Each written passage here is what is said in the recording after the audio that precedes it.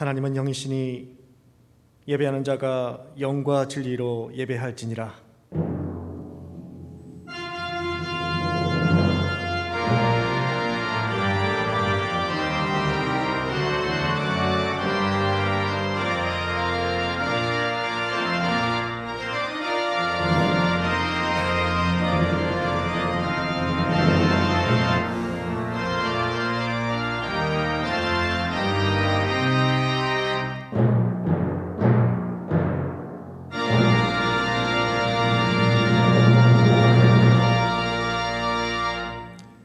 그러나 이제 그리스도께서 죽은 자 가운데서 다시 살아나사 잠자는 자들의 첫 열매가 되셨도다.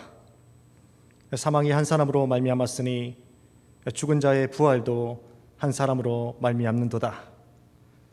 거룩하고 신실하신 하나님 아버지, 사망의 권세를 깨뜨리시고 이 잠자는 자들의 첫 열매가 되신 주님께 감사를 드립니다. 세세토록 영광과 존귀와 찬양이 주님께 있기를 원합니다. 이 시간 하나님의 크신 구속사역의 경륜과 계획에 감사를 드리며 주님의 임재를 사모하는 믿음의 성도들이 이 자리에 머리를 숙였습니다. 주님만을 의지하며 경외하는 존귀한 성도들에게 하늘의 신령한 은사와 복을 내려주셔서 하나님의 말씀이 들려지고 믿어지고 깨달아지는 거룩한 주의를 보낼 수 있도록 인도하여 주시옵소서. 생명의 주인 되신 우리 주 예수 그리스도의 이름으로 간구하옵나이다. 아멘.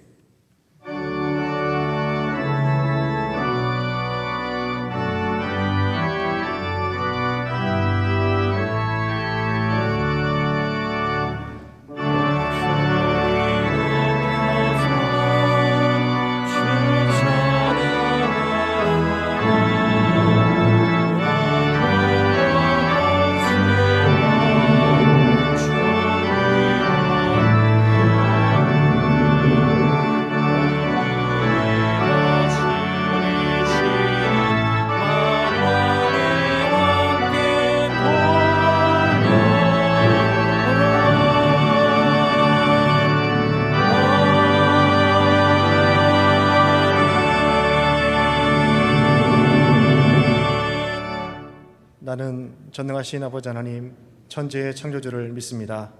나는 그의 유일하신 아들 우리 주 예수 그리스도를 믿습니다. 그는 성령으로 잉태되어 동정녀 마리아에게서 나시고 본디오 빌라도에게 고난을 받아 십자가에 못 박혀 죽으시고 장사된 지 사흘 만에 죽은 자 가운데서 다시 살아나셨으며 하늘에 오르시어 전능하신 아버지 하나님 우편에 앉아 계시다가 거기로부터 살아있는 자와 죽은 자를 심판하러 오십니다. 나는 성령을 믿으며 거룩한 공교회와 성도의 교제와 죄를 용서받는 것과 몸의 부활과 영생을 믿습니다. 아멘. 성시교독은 교독문 114번 이웃사랑입니다. 교독문 114번을 다 함께 교독하시겠습니다. 주는 주의 힘으로 산을 세우시며 권능으로 띠를 띠시며 바다의 설렘과 물결의 흔들림과 만민의 소요까지 진정하시나이다. 땅끝에 사는 자가 주의 징조를 두려워하나이다. 주께서 아침 되는 것과 저녁 되는 것을 즐거워하게 하시며 땅을 돌보사 물을 대어 심히 윤택하게 하시며 하나님의 강에 물이 가득하게 하시고 이같이 땅을 예비하신 후에 그들에게 곡식을 주시나이다. 주께서 밭고랑이에 물을 넉넉히 대사 그 이랑을 평평하게 하시며 또 단비로 부드럽게 하시고 그 싹에 복을 주시나이다. 주의 은택으로 한 해를 관시우시니 주의 길에는 기름 방울이 떨어지며 들의 초장에도 떨어지니 작은 산들이 기쁨으로 띠를 띄었나이다. 초장은 양떼로 옷 입었고 골짜기는 곡식으로 덮였음에 그들이 다 즐거이 외치고 또 노래하나이다. 아멘.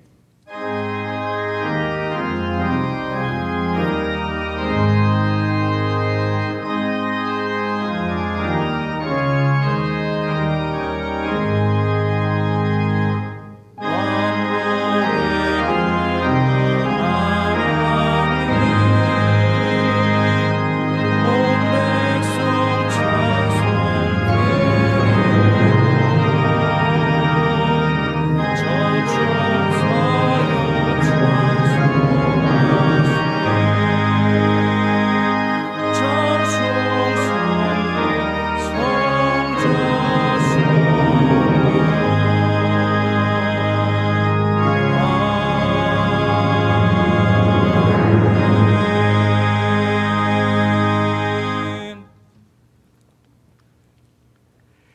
사랑이 풍성하시고 우리의 삶을 온전히 주관하시는 전능하신 여호와 아버지 하나님, 좀처럼 진정되지 않고 있는 코로나19 위험 중에도 저희를 지켜주시고 세봄이 완연한 4월의 셋째 주일, 가장 긴급하고 중요하고 영광스러운 주일 일부 예배에 교회로 또 온라인 예배의 자리로 저희 각자를 불러주심을 감사드립니다.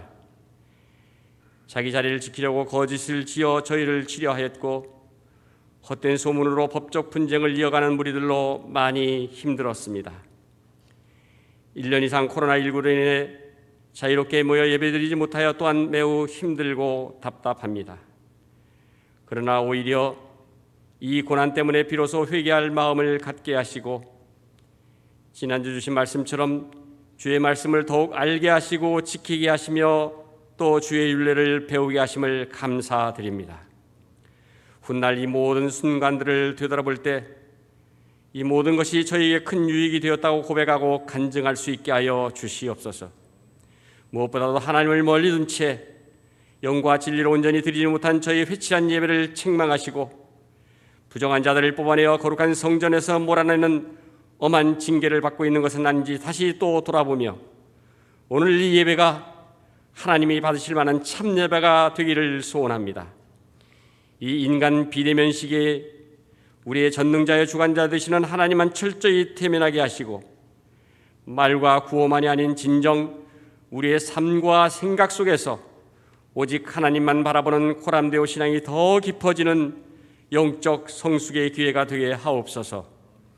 벌써 1년여 넘는 기간 방역과 치료로 지쳐가는 공무원들과 의료진의 건강과 안전을 지켜주시고 안전한 예방 백신이 충분히 확보되고 빠른 시간 내에 질서 있게 공급되게 하시며 효과적인 치료제도 조속히 개발되게 하옵소서. 오랜 영업 제한으로 경제적 위기에 처한 분들이 이를 잘 이겨낼 수 있게 도와주시고 조속히 진정되어 일상으로 돌아갈 수 있도록 자비와 긍휼을 베풀어 주옵소서. 서울과 부산 등 보궐선거가 끝났습니다. 대통령을 비롯한 위정자들이 표출된 백성들의 마음을 깨닫고 겸손히 받들며 정치적 갈등으로 지친 국민들을 위로하고 하나로 묶어주며 과거가 아닌 오직 미래를 향한 소망이 있는 정치를 펼치게 하여 주옵소서. 미국과 중국, 일본과 북한 등 한반도를 둘러싼 정치, 외교, 군사 질서가 평화롭게 잘 유지되게 하시고 특히 복음의 불모지 북한 땅을 고쳐주시며 복음으로 통일되는 날을 당겨주시어 이 한반도가 세계의 복음화의 전초기지가 되고 이 나라가 복음을 위하여 헌신하는 제사장 나라 되게 하옵소서. 분쟁의 소용돌이와 후유증을 속히 떨쳐버리고 서울교회가 다시 건강한 신앙 공동체로 새로이 세워지는 은혜를 입게 하시고 올 한 해 설립 30주년을 준비하며 온 성도들이 하나된 마음으로 서로 사랑하고 나보다 남을 낮게 여기며 절제하며 인내하게 하옵소서. 그동안 교회의 갈라진 아픔에 상처받고 낙심하여 멀리 떨어져 있는 많은 믿음의 형제들이 내 사랑 서울교회로 다시 돌아오게 하옵소서. 어려운 시간을 함께하지 못했다는 자책감으로 선뜻 교회 문을 들어서야 힘들어할 수도 있습니다. 주저없이 더 늦지 않게 돌아와 오히려 이전보다 더 뜨겁게 열심히 섬기게 하옵소서. 고통의 시간들을 현장에서 견디며 교회를 지켜낸 성도들은 오히려 무익한 종임을 자백하며 자기의 조그만 의조차 내세우지 않고 오직 이 고난을 이기게 하신 하나님의 은혜만 감사하며 이들을 맞이할 따뜻한 긍휼의 마음도 조성하여 주옵소서. 지금 새로운 목회와 비전으로 서울교회를 이끌어갈 담임 목회자를 모시기 위한 청빙 절차가 진행되고 있습니다. 아직 남아있는 송사건이 속히 정리되어 정결한 가운데 담임 목사를 청빙할 수 있도록 성결의 은혜를 베풀어 주옵시고 모든 청빙 과정 가운데 하나님의 섭리와 뜻이 나타나 온 성도가 한 마음으로 묶어져 화평한 서울교회가 세워질 수 있도록 도와주옵소서. 여전히 저희들의 든든한 영적 울타리가 되어주시는 원로 목사님, 그 눈이 흐려지지 않고 기력이 쇠해지지 않으며 약해진 두 다리에 더 힘을 주시어 남은 사역과 오직 서울교회를 사랑하는 마음으로 더 힘써 기도하는 종 되게 하여 주옵소서. 오늘은 장애우 주일입니다. 지적장애, 자폐성 장애 등 육체의 장애가 저들을 많이 힘들게 하지만 그 장애에 더 위축되거나 억압당하지 않고 섬세하게 창조된 하나님의 소중한 자녀임을 깨달아 오히려 더 하나님을 기쁘시게 하는 인생들이 될 수 있도록 지켜주시고 감당할 힘도 주옵소서. 오늘도 강단에 세우신 주의 신실한 말씀에 자사 서창원 목사님께 성령님 함께 하시어 준비케 하신 말씀을 통하여 멀리서 가까이서 한 마음으로 이 예배에 동참한 온 성도들이 하나님을 만나고 경험하는 기쁘고 복된 시간 되게 하옵소서. 힘든 상황 속에서도 교구와 부서, 교회 학교를 섬기시는 교역자들, 교회 각 구석 굳은 일을 찾아 일일이 보살피는 직원들, 국내에 흩어져 복음을 위하여 헌신하시는 선교사들께 성령 충만의 능력을 허락하여 주옵소서. 예배의 자리를 지극히 사모하지만 군복무, 유학, 지방거주 또 해외 출타 등으로 흩어진 성도들에게 저희가 받는 이 예배의 은혜와 감격이 공유되게 하옵소서. 특별히 수술과 치료 등으로 오늘도 병상에 누운 채 안타까운 마음으로 주일을 맞이할 수밖에 없는 많은 환우 지체들에게도 속한 치유와 회복으로 하나님께서 부탁하신 남은 사명에게 넉넉히 쓰임받는 기회를 허락하여 주옵소서. 이 시간 예배위원으로 주차로 방역으로 영상 송출 등으로 이 예배를 돕는 많은 손길들의 수고를 기억하여 주시고 정성을 다해 준비한 가브리엘 찬양대의 봉헌과 예배를 위한 찬양을 기쁘게 흠양하여 주옵소서. 부활의 참 소망이 되시고 교회를 온전히 회복시켜 우리에게 새로운 사명을 부탁하실 신실하신 우리 주 예수 그리스도의 이름으로 기도드립니다. 아멘.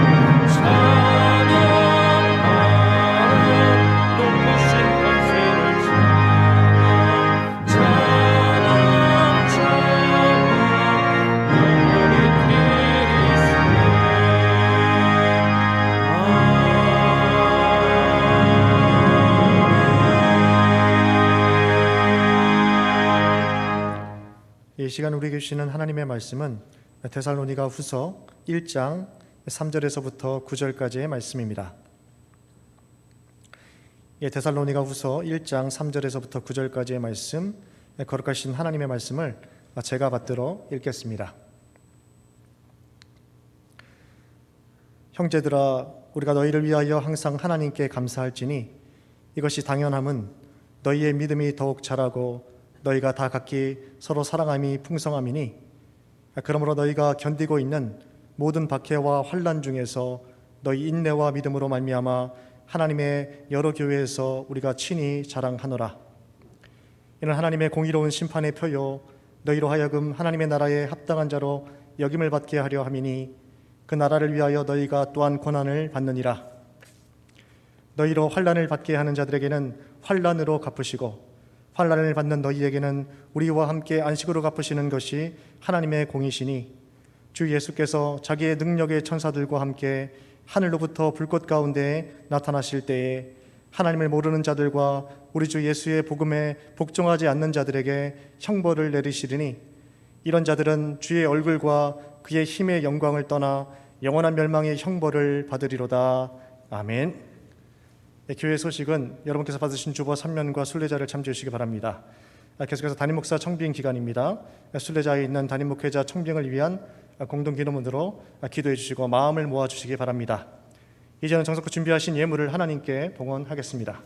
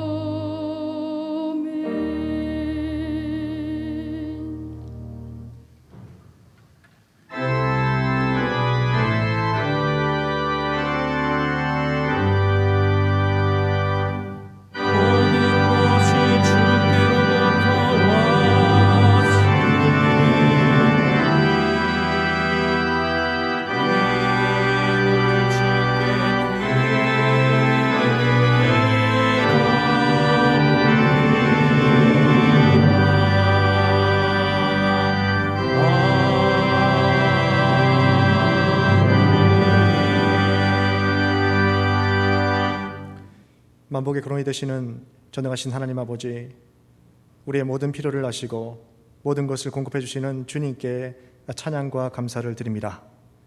오랜 코로나 팬데믹 상황 속에서도 믿음의 자녀들을 지켜주시고 우리의 앞길을 인도해 주심에 진심으로 감사드립니다. 이 시간 믿음의 성도들이 주님이 베풀어 주신 은혜에 감사하며 정성을 다해 준비한 예물을 올려드립니다. 이 예물이 쓰이는 곳마다 우리 하나님의 영광이 드러나게 하시고 하나님이 기뻐하시는 귀한 사역에 온전히 사용될 수 있도록 인도하여 주시옵소서. 주님을 사랑하는 성도들의 헌신과 수고 위에 우리 하나님께서 복과 은혜를 베풀어 주셔서 날마다 주님의 음성을 듣고 그 말씀에 순종하는 삶을 살 수 있도록 인도하여 주시옵소서. 하나님이 예비하신 모든 귀한 열매와 결과를 거두는 풍요로운 인생들이 되게 하셔서 하나님의 뜻을 이루어드리는 형통한 삶을 살아갈 수 있도록 역사하여 주시옵소서. 우리를 구원하신 예수 그리스도의 이름으로 기도드립니다. 아멘.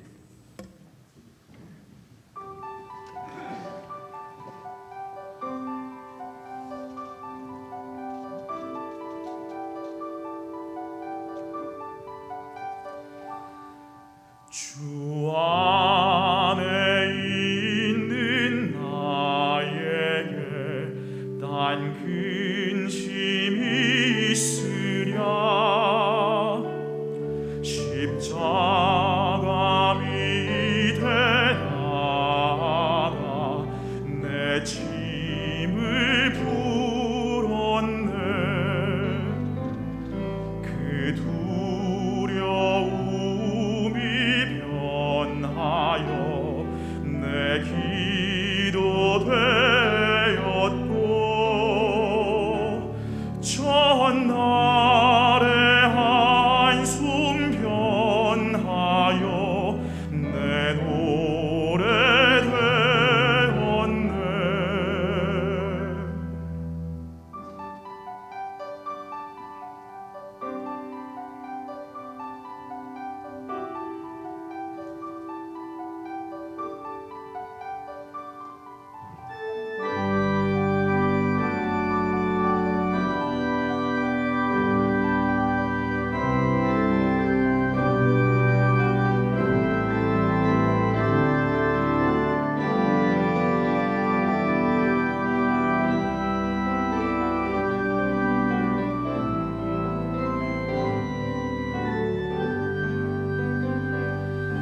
내 주는 자비하셔서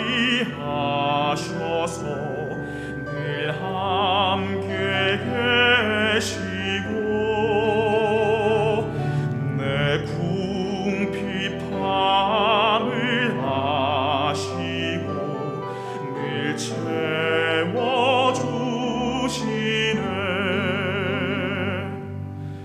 주님을 찬송하면서 할렐루야 할렐루야.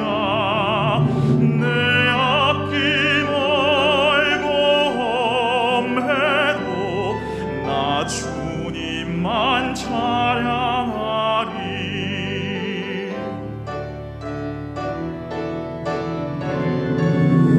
주님을 찬송하면서 영광 할렐루야. 내 앞길 멀고 험해도 나 주님만 따라가리.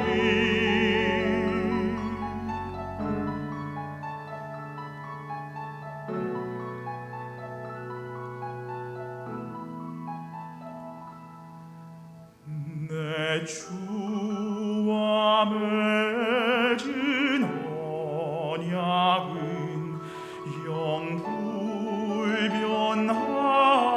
영불변하시니, 그 나라 가기까지는 늘 보호하시네.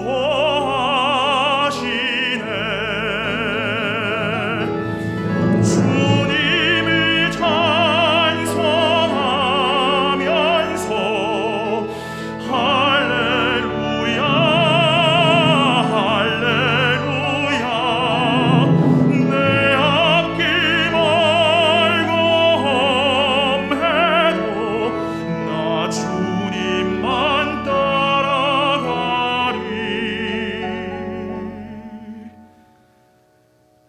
나 주님만 따라가리.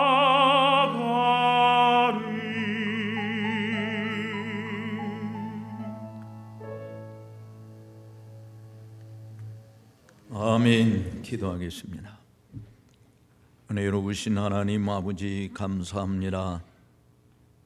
오늘도 주께서 죄와 사망의 권세를 깨뜨리시고 승리하신 부활의 날을 기념하여 모이는 거룩한 주일을 허락하시고 사방에 흩어져 살던 주의 백성들을 주의 이름으로 모여 경배와 찬양으로 영광을 돌리는 이 복되고 거룩한 자리에 임할 수 있도록 우리의 발걸음을 인도하심을 진심으로 감사하옵나이다. 오늘도 주님의 은혜를 사모하여 주 앞에 나와 몸과 마음과 정성을 다하여 예배하는 주의 자녀들에게 하늘에 속해 있는 모든 신령한 복으로 풍성히 내리워 주옵소서. 마음밭이 옥토가 되어 100배, 60배, 30배의 결실을 맺는 은혜로운 역사들만 있게 하여 주옵소서. 어린아이들도 어른들도 노년들도 다 하나님의 말씀에 사로잡힌 바 되도록 주님 역사해 주옵소서. 연약한 종 단에서 싸우니 종의 입술을 붙들어 주옵시고 주께서 대언해 주시기를 기뻐하시는 생명의 말씀을 불어넣기에 부족함이 없도록 함께하여 주옵소서. 악한 마귀 틈타지 않도록 인도해 주실 것을 믿사옵고 존귀하신 예수님의 이름으로 감사 기도하옵나이다. 아멘. 데살로니가 교회는 바울의 2차 전도 여행 중에 설립된 교회입니다. 그런데 초대교회들 중에서 환란 중에 있는 교회의 위대한 승리를 표상하는 대표적인 교회라고 봅니다. 사도행전 17장에 가보면 사도 바울이 데살로니가에 머물면서 전도한 일은 짧은 시간이었습니다.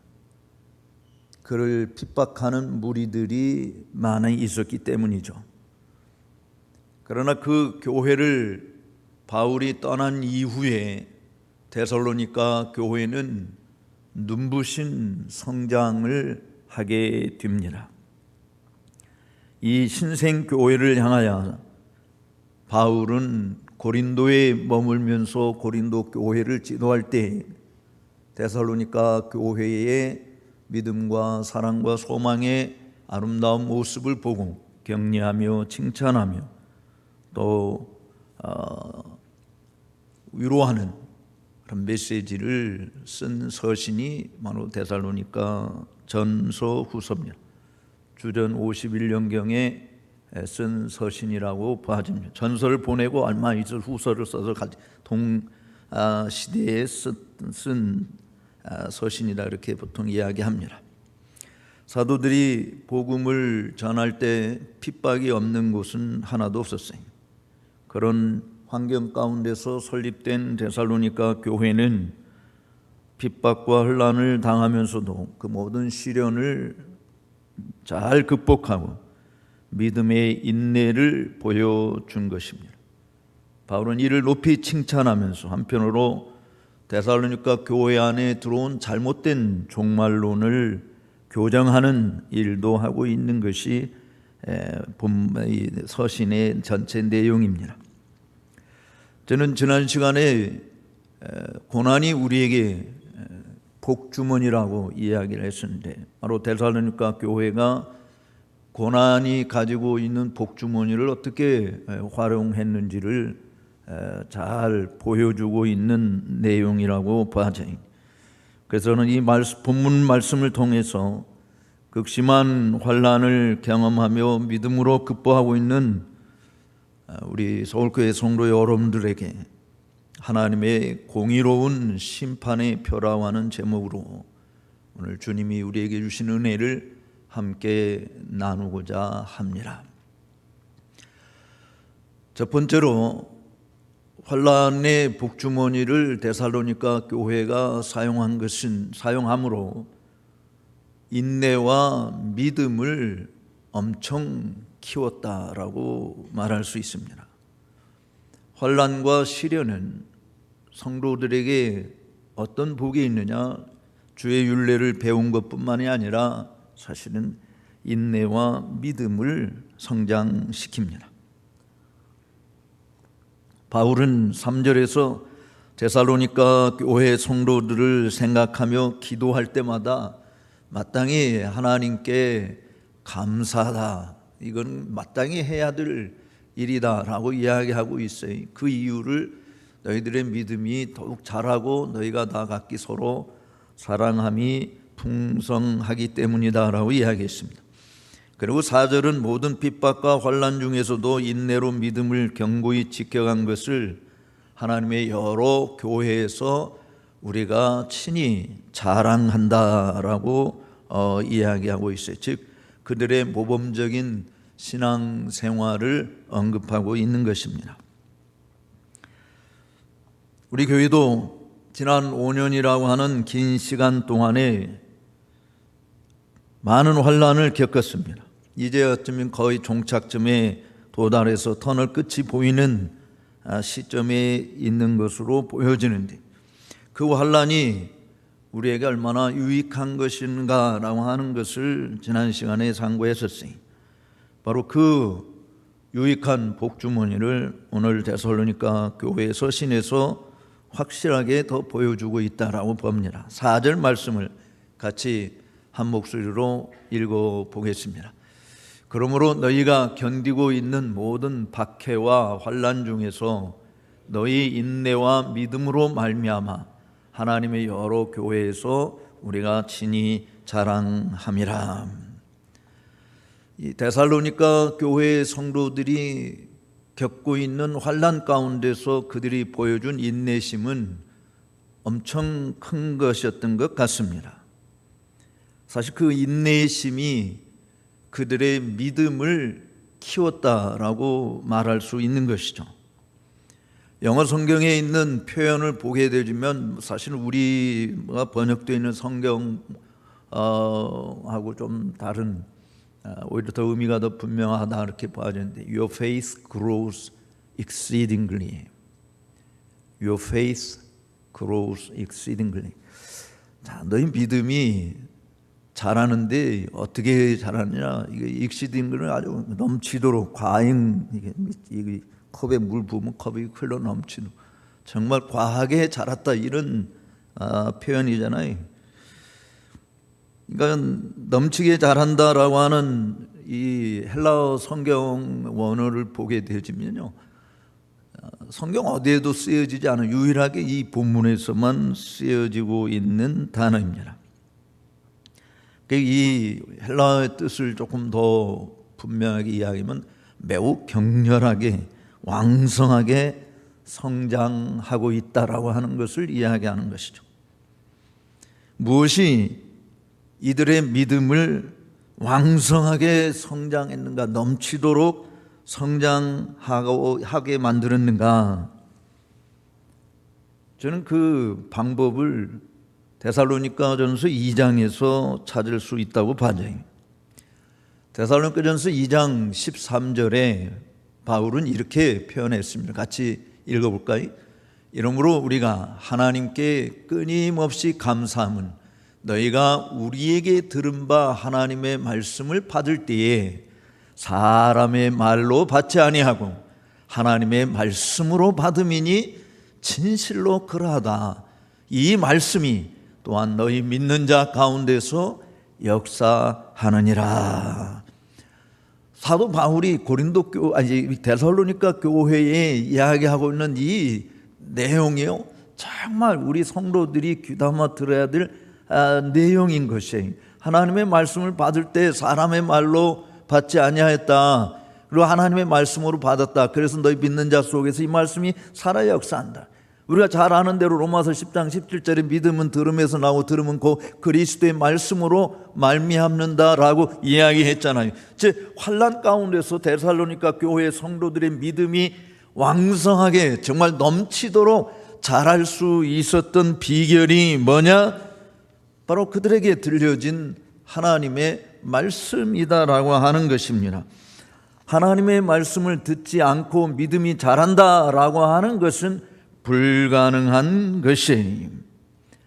하나님의 말씀을 받을 때 우리가 어떤 자세로 받아야 되는가라고 하는 것이 분명하지 않습니까? 근데 대부분 오늘 한국교회 성도들은 오늘 목사 설교 어땠어? 라고 하는 것으로 끝나는 것이죠. 하나님께서 목사의 입을 통해서 오늘 내게 들려주신 말씀이 뭐냐? 말씀으로 받는 것이 아니라 목사가 오늘 그렇게 이야기했어 라고 하는 것으로 그쳐버리고 말아요. 그렇기 때문에 믿음이 자라지 않는다라고 봐도 틀리지 않는 것입니다. 거기에다가 데살로니가 교회는 하나님의 말씀을 듣고 그냥 그것으로 끝나버린 것이 아니라 사랑까지 더해졌으니 얼마나 모범적이었겠는가라고 하는 것이죠. 사도는 여러 교회에 다니면서 데살로니가 교회 성도들의 믿음을 봐라, 그들의 사랑을 봐라, 그들의 인내를 보라, 그들의 소망을 보라, 자랑할 수밖에 없었다라고 하는 것입니다. 이러한 현상은 그들이 받는 환난과 핍박 가운데서 벌어진 일이다라고 하는 것이 평안할 때 있었던 일이 아닙니다. 신앙생활을 하기 좋은 형편에서 일어난 일이 아니라 극심한 환난 가운데서 일어난 일이다라고 하는 것입니다. 환난 중에 사실 성도들이 붙들 것이 뭐가 있겠습니까? 하나님의 말씀이지 않습니까? 우리를 능히 위로하고 격려하고 힘을 주고 소생케 하는 역사는 항상 살아계신 하나님의 말씀뿐이라고 하는 사실이죠. 하나님께서 우리를 어떻게 위태로운 지경에서 건져주시겠습니까? 권력자들을 통해서요? 힘 있는 자들을 통해서요? 능력 있는 자를 통해서요? 물론 하나님은 그와 같은 일들을 사용하실 수 있습니다만 시편 기자가 시편 107편에서 이야기하는 것처럼 그가 그의 말씀을 보내어 사람들을 고쳐주시고 위험한 지경에서 건져주신다라고 하는 사실을 믿으시기 바랍니다.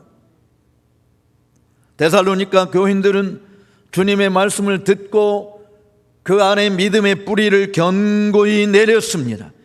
환난이 더 뿌리를 깊이 내리게 만든 것이죠. 그 환난 중에 참는 은혜를 낳게 되었습니다. 그래서 야고보 사도는 이렇게 야고보서 1장에서 이야기합니다. 이는 너희 믿음의 시련이 뭐를 만들어내요? 인내를 만들어내는 줄 너희가 알미라. 인내를 온전히 이루라. 이는 너희로 온전하고 구비하여 조금도 부족함이 없게 하려 함이니라 라고 말씀했습니다. 그렇습니다. 환난은, 시련은 우리에게 인내를 만들어내 줍니다. 그렇기 때문에 사도 바울은 로마서 8장에서 5장에서 이렇게 이야기했어요. 같이 읽어보겠습니다. 우리가 환난 중에도 즐거워하나니 이는 환난은 인내를, 인내는 연단을, 연단은 소망을 이루는 줄을 알미라. 믿습니까? 환난이 인내를 만들어내는 비결이 뭐라고 생각합니까? 상당수는 환난 때문에 파멸의 지경에 빠지잖아요. 적당한 타협으로 믿음에서 이탈하는 결과를 낳기도 하잖아요. 그런데 어떻게 데살로니가 교회 성도들은 환난이 인내를 만들어냈고 인내가 더 믿음의 견고히 서도록 만들었는가? 어떻게 해서 그런 일이 일어났는가? 바로 성경의 가르침 그대로 뭐가 그렇게 만들었는가? 그들에게 선포된 하나님의 말씀 때문이었다라고 하는 것이죠. 환난 중에 우리가 붙들 수 있는 것은 하나님의 말씀입니다.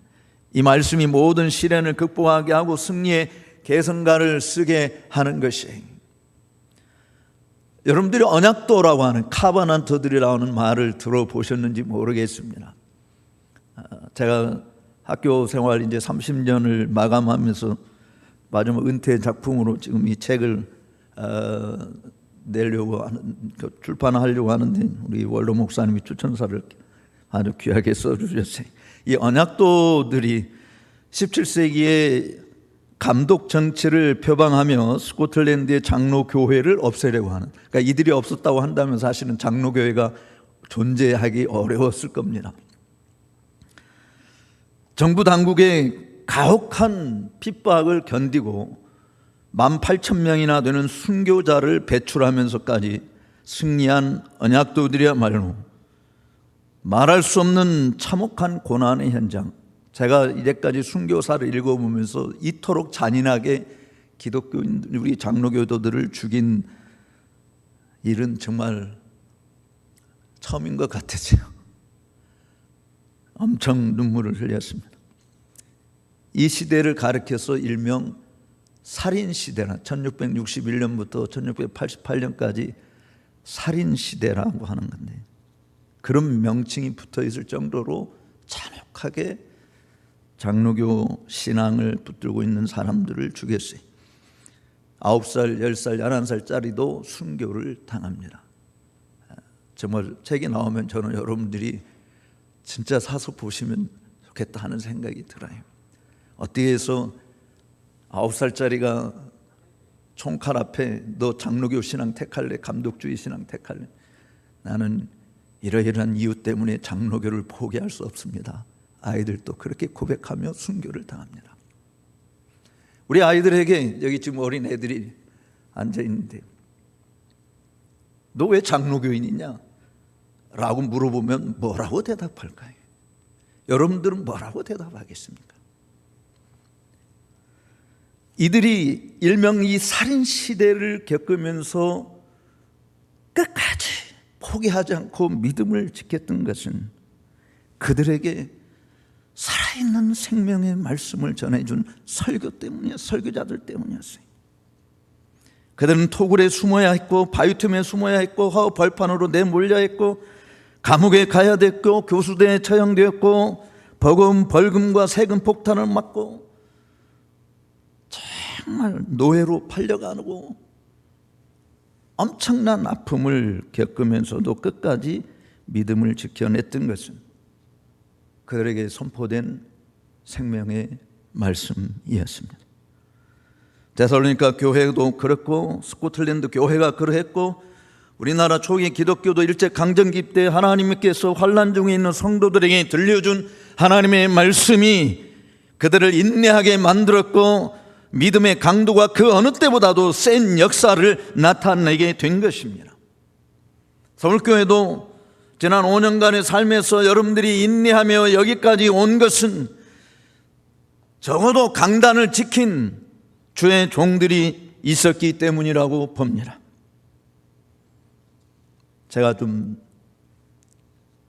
자화자찬을 좀 한번 하겠습니다. 한번 설교 시간에 하면 안 되는데 그래도 우리 합동 측에서요 가장 성경적으로 설교를 잘하는 사람 몇 사람을 꼽으라고 하면 그 중에 한 사람이 접니다. 여러분들이 인정하든 인정하지 않든. 그런데 저 같은 사람을 정말 장로님들이 불러서 여러분들의 강단에서 말씀을 전하게 하신 것은 저는 하나님의 선하신 뜻이었다라고 봐요. 여러분들을 사랑하고 여러분들의 믿음을 더 견고히 세우고자 정말 인내심을 통해서 하나님이 하시는 일들을 바라보게 하시고 그 영광에 참여케 하시려고 끊임없이 여러분들에게 생명의 말씀을 부어주시고 계시는 줄로 믿습니다. 문제는 과연 우리가 지난 5년 동안 내 믿음의 진보가 얼마나 더 일어났는가라고 하는 문제입니다. 인내심이 한계점에 다다라서 이제는 더 이상 참을 수 없다고 섣불리 나서거나 행동한 것은 없습니까? 사실 용서하는 것도 정말 힘들지만 인내하는 것은 진짜 힘들거든요. 제가 애들 어렸을 때 집에서 종종 우리 아이들에게 한 말이 뭐냐면 얘들아 제발 부탁이다. 아빠의 인내심을 더 이상 시험치 말라다오. 아마 대부분 부모들이 자녀 키우면서 그런 생각이 꿀뚝 같았을 겁니다. 하나님의 인내심은 정말 설명이 안 될 정도지만 성도들도 그 오래 참으시는 하나님을 본받아서 인내를 배워야 하는 것입니다. 나는 성격이 급해서 안 돼 라고 말하는 자들도요 인내를 배워야 하는 것이에요. 그 인내심은요 반드시 여러분의 믿음의 깊이를 더하게 할 줄로 믿습니다. 그렇다고 한다면 언제까지 참아야 되는가? 언제까지 인내해야 되는가? 상대방이 완전히 굴복할 때까지 참아야 하나? 아니면 기회를 충분히 주었는데도 돌이키지 않으니 이젠 우리 방식대로 하겠다고 나설 것인가? 성경은요 언제까지 참으라고 하는 것 같습니까? 야고보서 5장에 답이 있어요. 야고보서 5장 7절과 8절 같이 한번 읽어보겠습니다. 그러므로 형제들아 주께서 강림하시기까지 길이 참으라. 보라, 농부가 땅에서 나는 귀한 열매를 바라고 길이 참아 이른 비와 늦은 비를 기다리나니 너희도 길이 참고 마음을 굳건하게 하라. 주의 강림하심이 가까우니라. 아멘. 여러분, 충격 안 받습니까? 저는 이 말씀 처음 읽을 때 진짜 충격받았어요. 제가 이 뭘 하나님께 뭐라고 그런 줄 아세요? 하나님, 해도 너무하십니다. 아니, 주님이 강림하시기까지 참으라고요? 결국 나보고 죽으라는 거랑 똑같은 거네요. 저 못합니다. 처음에 제 반응이 그랬어요. 그런데 결국 저는 이 하나님의 말씀에 항복했습니다. 이 말씀 때문에 싸우는 것을 포기했습니다. 바보라는 소리를 들어도 싸우니라 진을 빼고 상처를 입느니 차라리 지고 손해를 보는 것이 낫다고 생각했습니다. 그리고 하나님의 뜻을 바라보았습니다. 하나님을 의존하는 더 믿음을 더 키워갈 수 있었습니다. 하나님이 하시는 일을 볼 수 있었어요. 사도 베드로도 이렇게 이야기합니다. 베드로전서 1장 7절에 너희 믿음의 확실함은 불로 연단하여도 없어질 금보다 더 귀하여 예수 그리스도께서 나타나실 때 칭찬과 영광과 존귀를 얻게 하실 것이라. 정말 불로 연단해도 이 없어질 금보다 더 귀한 믿음, 이 믿음 키우는 것이 주님이 강림하실 때, 주님께서 우리에게 나타나실 때 우리가 칭찬과 영광과 존귀를 얻게 되는 비결이라고 이야기합니다. 못 참아서 일을 그르치게 하는 것보다, 하나님께 너 잘못했다라고 정죄를 받는 것보다 이왕 칭찬 들을 수 있는 길이 있다면 그 길을 가는 것이 낫지 않겠어요? 끝까지 참고 인내하며 우리의 믿음은 세상이 감당치 못하는 사람으로 우뚝 서도록 그렇게 역사해 줄 줄로 믿습니다.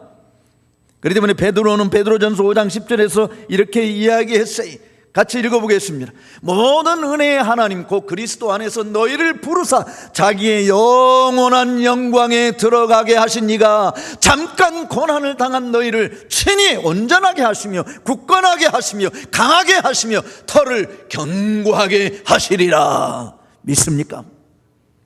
우리가 세우는 것이 아니고 우리 장로님들이 그렇게 하라는 것이 아니라 교회 머리 되신 주님께서 여러분의 믿음을 견고하게 하신다. 너희를 온전케 하신다. 강하게 하신다. 여러분의 터를 굳게 세우겠다 말이죠. 금보다 더 귀한 믿음으로 우리 주님을 진짜 기쁘시게 하는, 왜냐하면 믿음이 없으면 하나님을 기쁘시게 할 수 없다고 히브리서 기자가 이야기했잖아요. 진짜 주님을 기쁘시게 하는 자가 되어서 교회의 머리이신 주님께서 우리를 온전케 하시고 우리를 굳게 하시고 우리를 강하게 하시고 우리의 터를 더 견고케 세워주시는 은총을 풍성히 누리는 저와 여러분들이 되시기를 주의 이름으로 축복합니다. 두 번째로,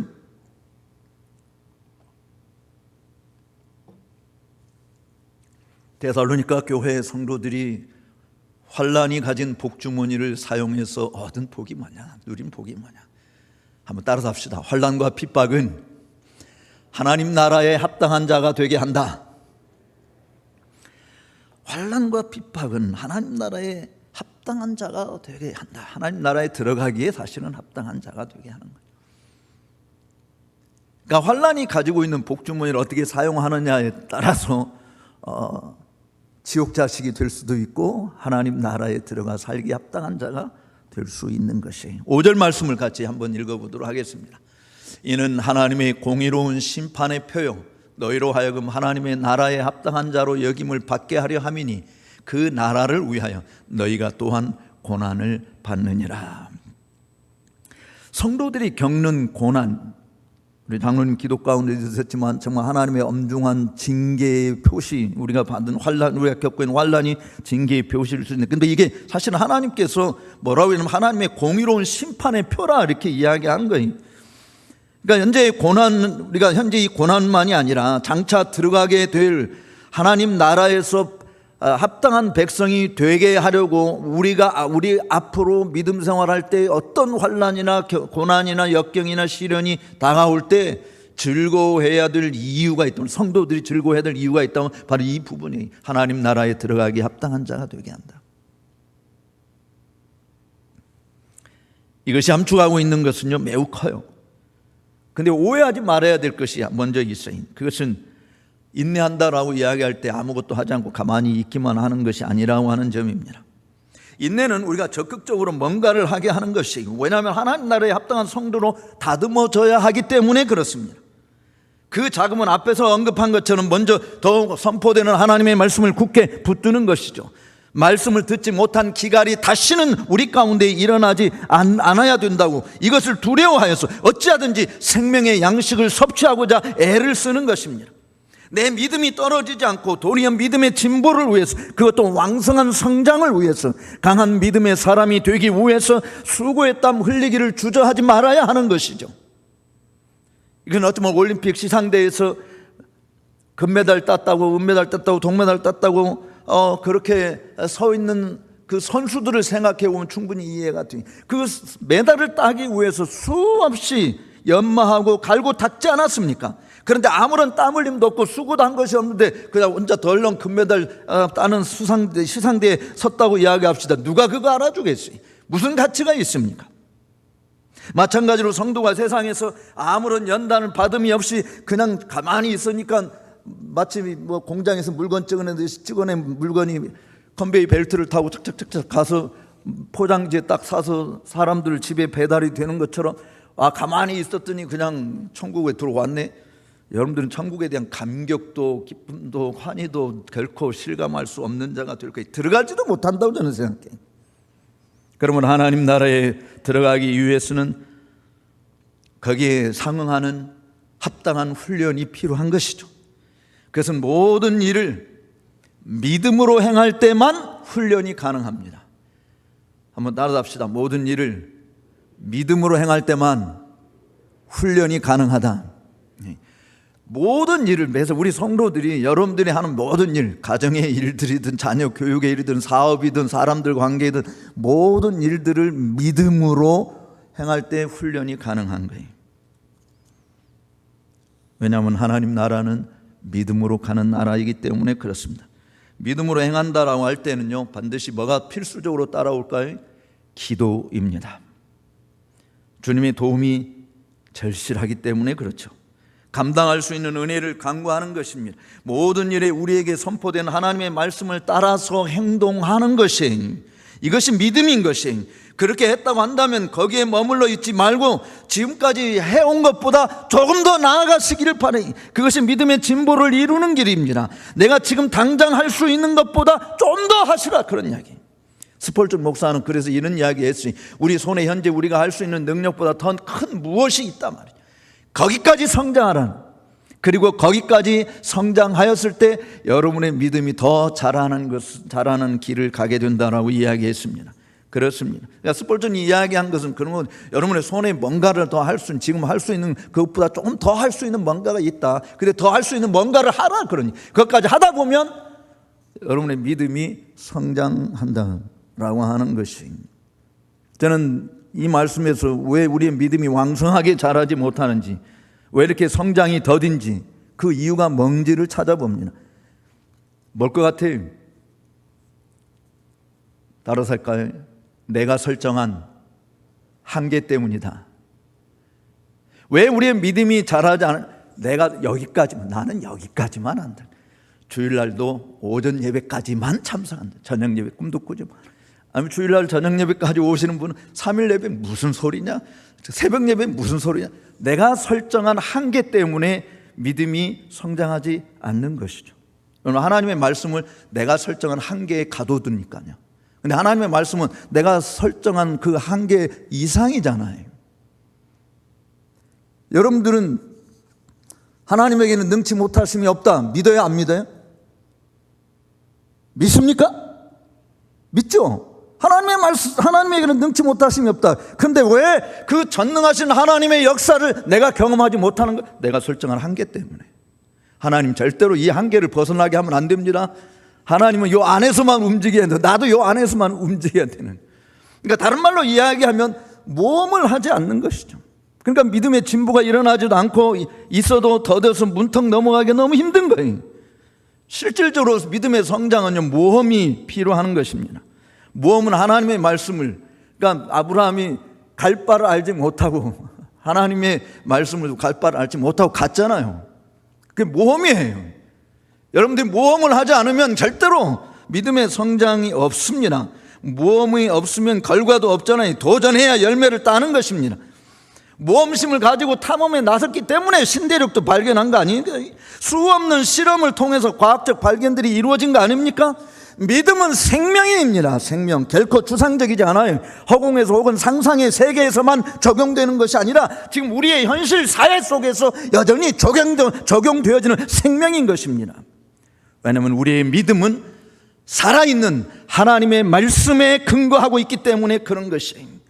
이 하나님의 말씀은 좌우의 날선 어떤 검보다도 예리하여 사람의 혼과 영과 관절과 결수를 찔러 쪼개기까지 하고 우리 마음의 생각과 뜻을 다 판단하게 만들잖아요.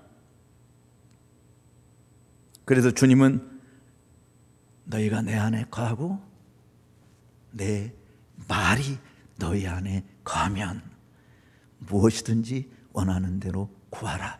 그리하면 이루리라 라고 말씀하신 겁니다. 하나님은 지금도요 온 땅을 두루 감찰하고 계세요. 왜 그럴까요? 전심으로 자기에게 향하는 자가 있는지 살피는 거거든요. 근데 그런 자에게 어떻게 하신가? 하나님께서 뭐라고 말씀했는가? 역대하 16장 9절에 7절에 있는 말씀을 9절에 있는 말씀을 보면 그에게 능력을 베풀려 하심이라. 능치 못하심이 없으신 하나님이 여러분들에게 능치 못하심이 없는 그 하나님의 능력을 부어주시기다 온 땅을 두루 감춘다. 어떤 자에게 그렇게 하는가? 전심으로 주께 하는 자에게 모험을 거는 것. 주께서 말씀하셨으니 그 말씀대로 이루어질 것을 믿습니다. 처녀가 아기를 낳는다? 불가능한 일이지만 우리 상식적으로 말도 안 되는 것이지만 주의 말씀대로 이루어질 것을 믿습니다. 그게 믿음이에요. 이런 일을 어떻게 경험하는가? 여러분들에게 선포되는 하나님의 말씀을 듣고 발을 내딛는 겁니다. 행하는 일이 되어야 돼. 그러면 반드시 여러분의 믿음의 진보를 이룰 수 있고 하나님의 능력이 어떠함을 맛보게 될 줄로 믿습니다. 근데 신기한 것은요, 사도는 이렇게 우리의 인내와 믿음이 성장하는 그 자체가 하나님의 공의로운 심판의 표시라고 이야기한 점입니다. 5절 말씀을 다시 한번 읽어보겠습니다. 이는 하나님의 공의로운 심판의 표요 너희로 하여금 하나님의 나라에 합당한 자로 여김을 받게 하려 함이니 그 나라를 위하여 너희가 또한 고난을 받느니라. 데살로니가 교회 성도들의 인내와 믿음의 역사가 하나님의 공의로운 심판의 표시다. 사실 베드로가 지적한 말씀 보면 하나님의 심판이 하나님의 집에서부터 일어나거든요. 주 예수 그리스도를 믿고 따르는 성도들로서 성도들에게 먼저 하나님의 심판이 임하는 거예요. 모든 죄로부터 정결케 하고 하나님의 거룩한 성품에 참여케 하는 은혜를 베푸시는 것입니다. 왜 그렇게 하시는가? 5절은 그 목적을 이야기하고 있는데 너희로 하나님 나라에 합당한 자로 여기심을 받게 하려 함이니라라고 이야기했습니다. 즉 우리가 세상에서 환난을 당하는 가장 큰 이유 중 하나는 뭐냐? 우리의 믿음이 연단되어서 하나님의 나라에 들어가 살기에 합당한 자가 되게 하기 위한 것이다라고 하는 거예요. 근데 여기서요 여기심을 얻는다라고 하는 말로 번역이 되어 있습니다만은 이 말은 합당한 자로 보이게 한다는 말이 아니라 하나님께서 합당한 자로 그렇게 레코나이즈한다, 인식한다, 인정한다라고 하는 것이거든요. 법정적 선언이에요. 따라서 성도의 고난은 하나님의 나라를 위한 것이다. 여러분들이 받는 고난이 하나님의 나라를 위한 것이다. 만약에 이것이 아니고 내 자신의 권익을 위한 것이라고 한다면 그거는 가짜에 버려야 되는 것입니다. 고난이 없는 성도는 아무도 없어요. 그리스도의 받은 고난에 동참하는 자들만이 그리스도의 나라에서 그리스도와 더불어 영원한 영광에 참여할 수 있게 되는 것입니다. 그래서 환난을 당할 때 성도들만이 기뻐하고 즐거워할 수 있는 것이, 이 기쁨이 더해지는 것은 환난 자체가 하나님의 공의하신 심판의 표로 작동되기 때문에 그렇습니다. 이 환난을 통해서 어떤 자들은 인내와 믿음으로 썩지 않는 멸관을 받는 영생의 나라에 들어가기에 합당한 자가 되지만 어떤 자들은 영벌에 처하는 심판을 받는다라고 하는 것 때문입니다. 그래서 사도 바울은 본문에서 이렇게 증언하는 것이죠. 6절에서 9절에 있는 말씀을 같이 한번 읽어보도록 하겠습니다. 너희로 환난을 받게 하는 자들에게는 환난으로 갚으시고 환난을 받는 너희에게는 우리와 함께 안식으로 갚으시는 것이 하나님의 공이시니 주 예수께서 자기의 능력의 전사들과 함께 하늘로부터 불꽃 가운데서 나타나실 때에 하나님을 모르는 자들과 우리 주 예수의 복음에 복종하지 않는 자들에게 형벌을 내리시리니 이런 자들은 주의 얼굴과 그의 힘의 영광을 떠나 영원한 멸망의 형벌을 받으리로다.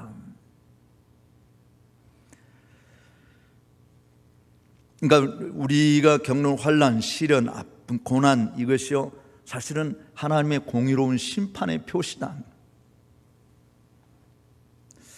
근데 우리 성도들 가운데요 환난을 당할 때 하나님이 우리 가운데 계시지 않는다라고 생각하기 쉽습니다. 물론 저는 서로 치고받고 욕설을 하고 난장판이 되는 그곳에 하나님이 계신다고 말할 수 없습니다. 그러나 하나님의 자녀들이 복음 때문에 고난을 당하는 현장에는 반드시 우리 주님도 함께 하시는 것이 사드락과 메삭과 아벳느고가 그렇게 경험했고 사자굴에 갇혔던 다니엘이 그렇게 경험을 했고 제가 앞에서 소개해드린 스코틀랜드의 언약도들이 그렇게 경험을 했어요. 고난당하는 형제를 보는 것이 아니라 우리 가운데 고난당하고 계신 그리스도를 본다라고 고백했던 것입니다. 사실 환난을 당하는 자들은 하나님의 공의로운 심판에 대해서 강한 의혹을 품습니다. 그렇지만 본문은 데살로니가 교인들이 환난이 하나님의 공의로운 심판의 표시라고 이야기하는 것이 사실 이 고난이 의로운 인내로 연결이 되어지면 하나님이 역사하시거든요. 핍박과 환난의 가혹한 불길은 용광로의 불길처럼 정결케 하는 것이고 순금을 뽑아내는 연단의 불인 것은 틀림없습니다. 따라서 베드로도 지적한 것처럼 하나님의 집에서 어떤 심판이 있다고 한다면 불신자들에게 나타나는 하나님의 공의로운 심판은 얼마나 무시무시한 것이겠는가라고 하는 것을 이야기하는 것이죠. 그러므로 성도들이 겪는 고난은 하나님의 공의에 하신 심판의 표다라고 보아야 되는 겁니다. 그 공의는 성도들을 핍박하는 자들에게 반드시 하나님이 핍박을 한다. 그리고 환난을 받는 주님의 백성들에게는 안식을 허락해 주신다. 악을 행하는 자들이 아무런 형벌이 없다고 한다면 공의가 없는 세상이지 않습니까? 공정의 가치를 상실한 거 아닙니까? 하나님은 자신이 통치하고 있는 세상에서 공의가 사라지는 것을 역겨워하세요. 위정자들을 세우신 이유가 악한 자들은 벌하고 선한 자들에게 상을 주시기 위함인 것입니다. 그런데 그렇지 못한 권력자들과 그들에게 동조하는 협작꾼들에게는 하나님의 엄한 안갚음이 있다라고 하는 거예요. 혹 땅에서 일시적으로 부귀 영화를 누릴지 몰라도 영원한 지옥의 형벌을 받을 수밖에 없는 것입니다.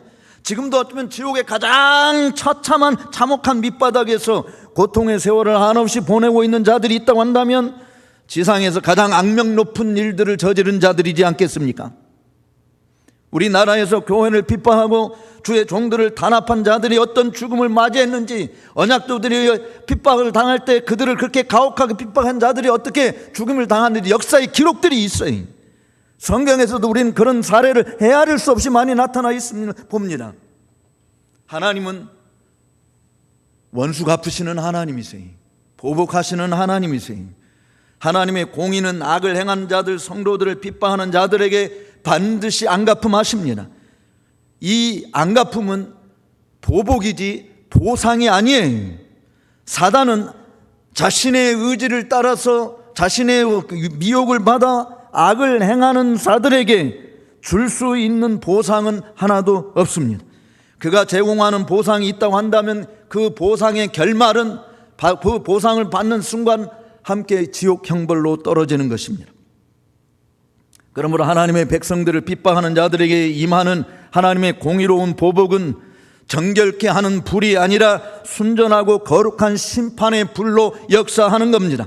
하나님의 공의로운 심판을 피해갈 수 있는 자는 아무도 없는 것이, 이 심판을 통해서 악한 자들은 망하게 되어지고 이 심판을 통해서 하나님의 백성들을 더 성결한 자로 믿음과 인내가 깊이 더 뿌리를 내리고 성장하는 그런 자들로 만들어 주시는 것입니다. 그래서 환난 중에서도 핍박 가운데서도 즐거워할 수 있는 것이고 안식을 누릴 수 있는 것이에요.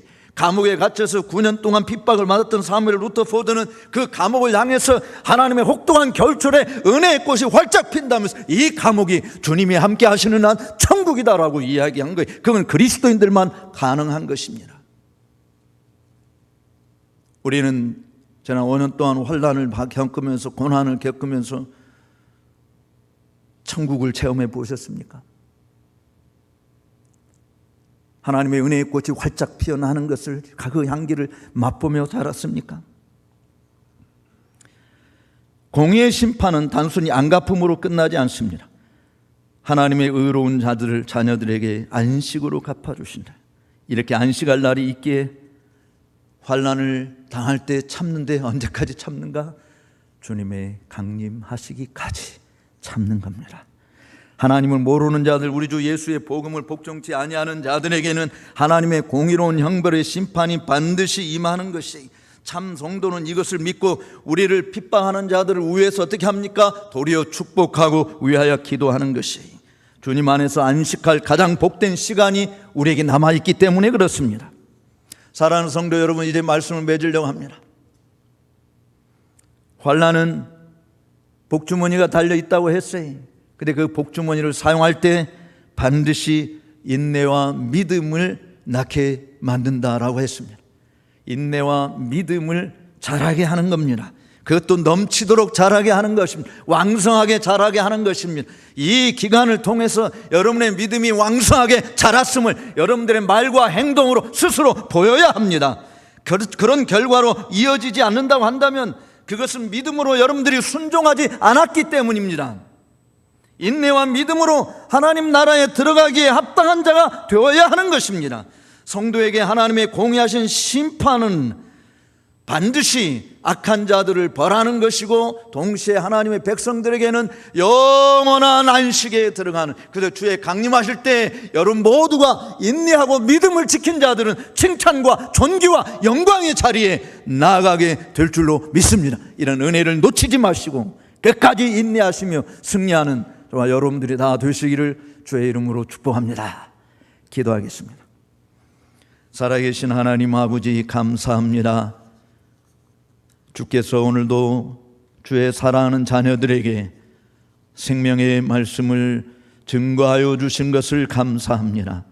하나님 아버지, 참으로 우리에게 당하온 모든 시련과 환난과 역경은 다 우리의 인내와 믿음을 더 성장하게 하고 견고하게 하고 세상이 감당치 못하는 자들이 되게 하는 줄로 믿습니다. 그와 같은 역사들을 주님의 말씀을 붙들고 순종함으로 우리의 남은 생애 동안 더 많이 경험케 하여 주시고, 우리를 핍박하는 자들, 우리에게 환난을 가져오는 자들에게 하나님의 공의하신 심판이 있음을 알고 그들을 불쌍히 여기며 위에서 기도하며 축복할 수 있는 믿음의 거장들로 우뚝 서게 하여 주옵소서. 하나님 나라에 들어가 살기에 합당한 그릇들로 우리 스스로를 잘 빚어갈 수 있도록 복의 복을 더하여 주옵소서. 존귀하신 예수님의 이름으로 기도하옵나이다. 아멘.